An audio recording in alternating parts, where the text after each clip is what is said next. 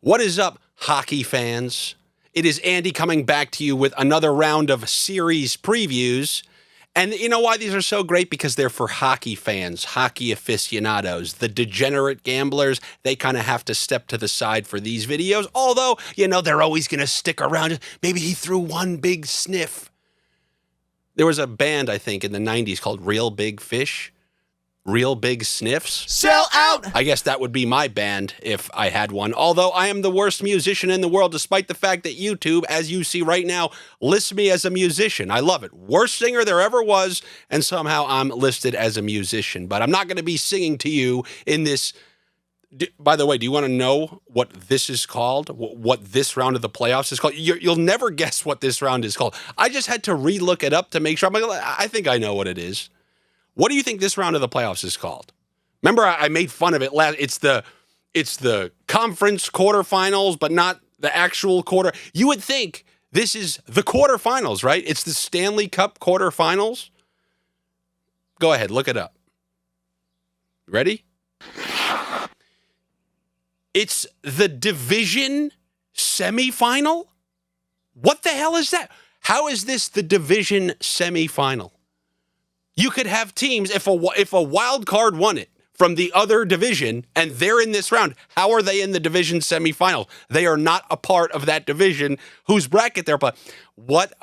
Everything's ridiculous, but that's what they say, Truth is stranger than fiction. And now we're going to talk about some of these second round series. Today we're going to start with a series between two teams who I projected to win in the first round. The Carolina Hurricanes, who are going to be on the road, and the Washington Capitals. Both of these teams 1-5, and it just goes to show you, whether you're talking about the Washington Capitals, who ended the season horrifically, or the Dallas Stars, who ended the season horrifically. Now, that series is tied 3-3, but it was 3-2 Dallas. You can end the year horrifically, but it doesn't translate over directly into the playoffs. There clearly is a certain gear that teams can find, which you also saw with the Florida Panthers. These teams, especially veteran teams, they know how to kind of put it off to the side and then turn it on at the right time. And when it comes to these Washington Capitals, those exact bullet points that I said need to come down to in the first round, the reason I picked them to win the series, when push comes to shove, people may be backing the Montreal Canadiens because of this late season run. I'll always trust the team that knows how to lock it down. And the Canadiens are going to find themselves in some low-scoring games, and I just think they're just going to panic. That's not their style. They need to score, and I'm going to trust the team that knows how to play defense because I knew they had that defensive gear. I knew when push came to shove, Carberry, the way he likes to play. Forget about this year where they had this kind of, they came out flying out of the gates and they were scoring. Look at last year. They knew how to win defensive. I knew that was in their back pocket, and they held Montreal to 2 or fewer in every single game but one. And now they're playing a team in the Carolina Hurricanes who is nothing like the Montreal Canadiens. The Montreal Canadiens were a first-time playoff team, so it was good for them to play a first-time team in Montreal. Now they're playing a battle-tested team in Carolina who every single year you could find them round 2, round 3, round 2, round 3, never get eliminated in round 1. Is this one of those years where Carolina is a round 3 team, or are they going to be stuck at round 2 like they were last year?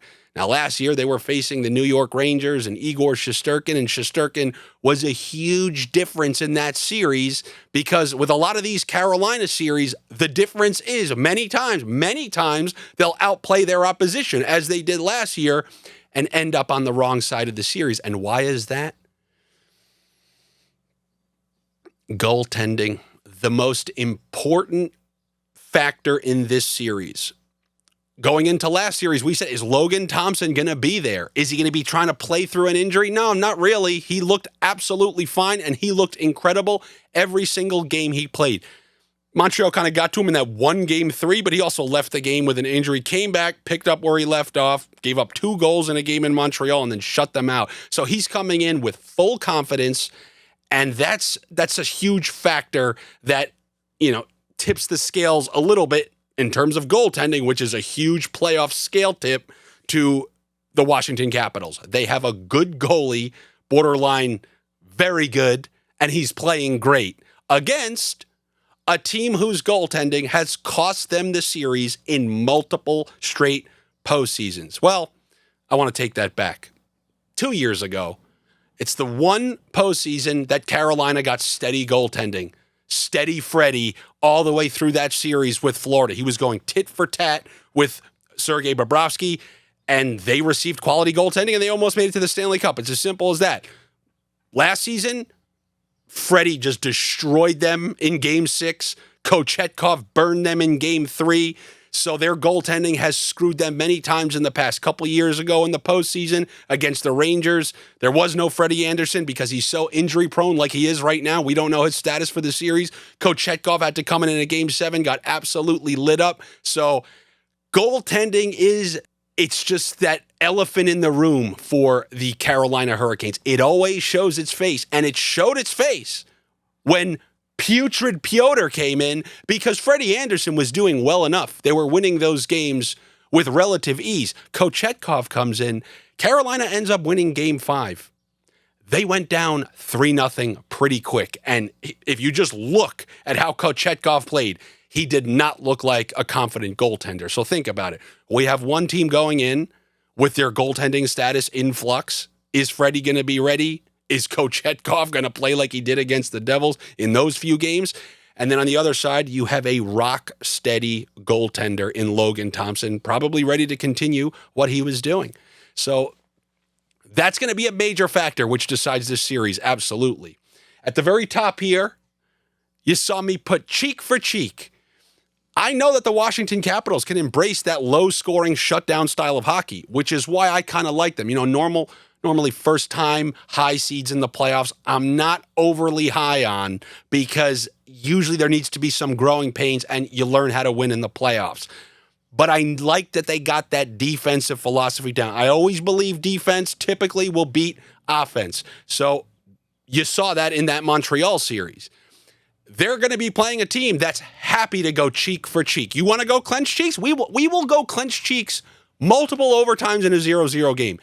Go watch the Florida-Carolina series from the conference finals 2 years ago. That's what cheek for cheek looks like. You want to go cheeks on me? I'll go cheeks on you. You have two cheek-worthy teams who do have the ability to score. I mean, we saw Washington put up some goals at time. Not a ton, but we obviously saw Carolina kind of erupt in a few of those games. We clearly saw them erupt in that comeback in the last game. So offense is there, but if you want to go defense, like if Washington comes out in Game 1 and they're not pressing forward a lot and they're playing conservatively, Carolina is more than happy to go clench cheek for clench cheek with your team. So obviously, as you could imagine, especially as this series goes on, this is going to be under central for me. And I know round 1 was, I believe, one of the highest scoring opening rounds since the 1990s.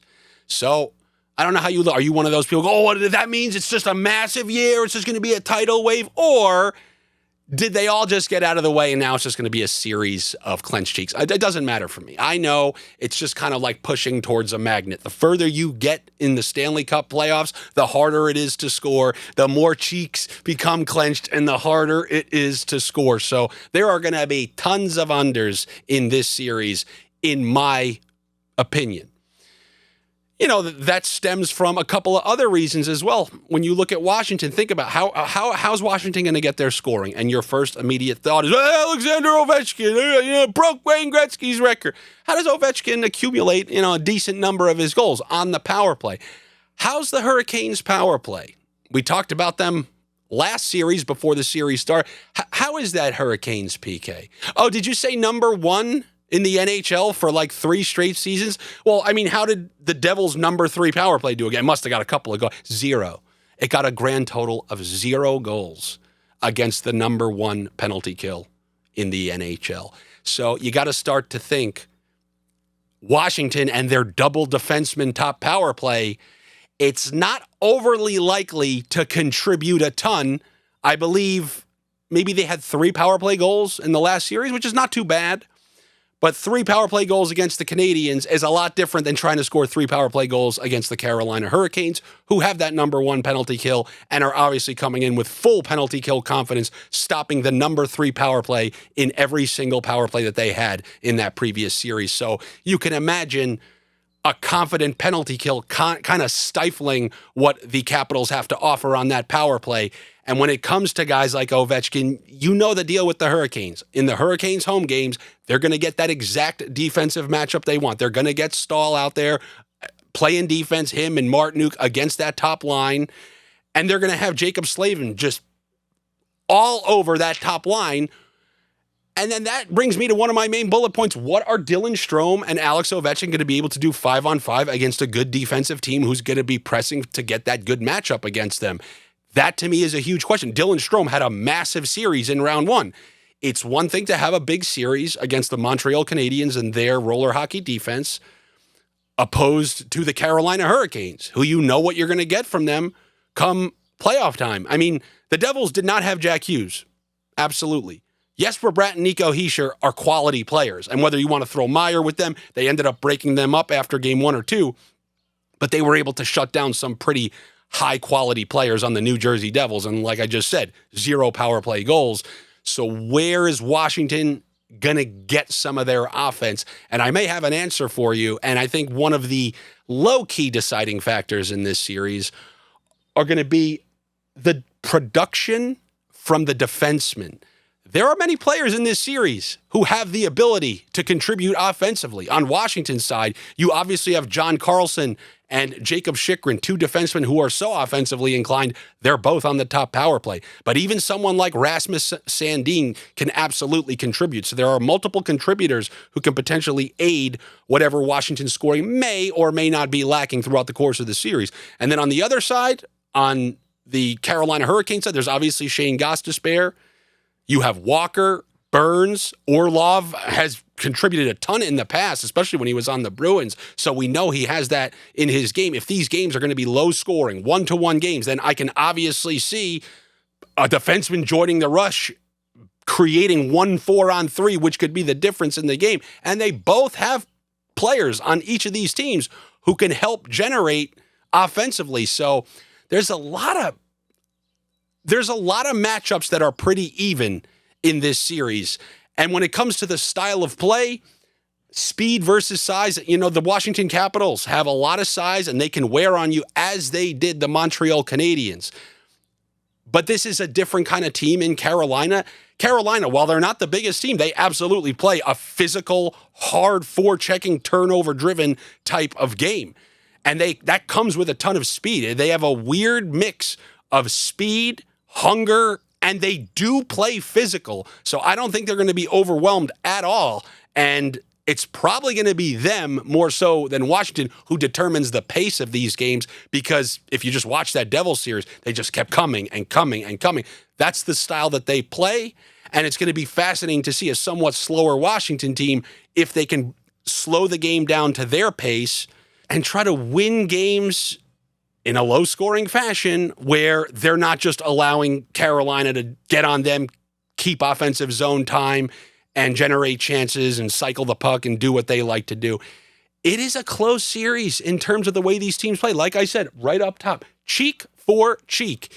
And both of these teams, other than Freddie Anderson's status, are pretty much 100% healthy.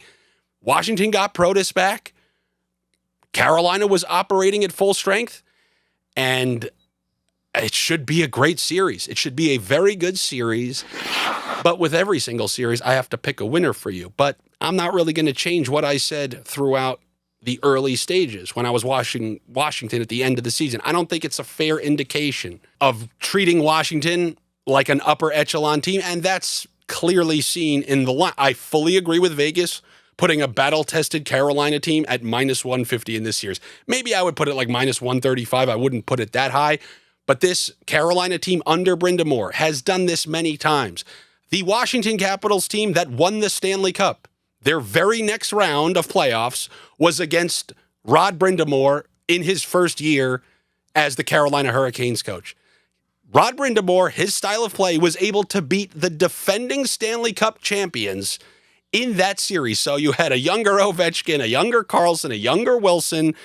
And I think this Carolina team has the right formula, although this is obviously a different Washington Capitals team. I think they have the right formula to beat them once again. I am choosing them to get to the conference final, as I did kind of before the playoffs. Didn't get a chance to see a ton of the bets out there, but one thing that I think is absolutely a great value, the top goal scorer in the last series for the Carolina Hurricanes was a guy who was put on line one midway through the series. He's a top power play guy. This is always what you should be looking for. Top line, top power play guys who are somehow being priced way better than the field. And this is going to be Andrei Svechnikov, who I believe had 5 goals in the last series, or was it 6? I know he had a hat trick in one game, but somebody who's coming in, feeling it like that offensively, who's going to be playing, at least to start, with Aho and Blake, and is going to be on that top power play. That's a pretty solid sniff over like plus 1,500 or whatever I saw it at last night. So that will be my deep sniff for this series. I'm going to go with the Carolina Hurricanes to win this series. I'm hesitant to take them -1.5 because I could see them like in 2019, was it? After the Caps won the Cup? That went to a Game 7. Carolina won a Game 7 in Washington as they were the defending Stanley Cup champs. So that wouldn't surprise me at all. I'm going to go Carolina to win this series. And I'm going to go with Andrei Svechnikov being the leading goal scorer. That is what I have for my first division semifinal Stanley Cup quarterfinal matchup between the Carolina Hurricanes and the Washington Capitals. Hope you guys enjoyed it. If you did enjoy it, you can do things like comment and let me know that you enjoyed it. Let me know if you want that. Do you want the other 3? Because I need to see some clicks.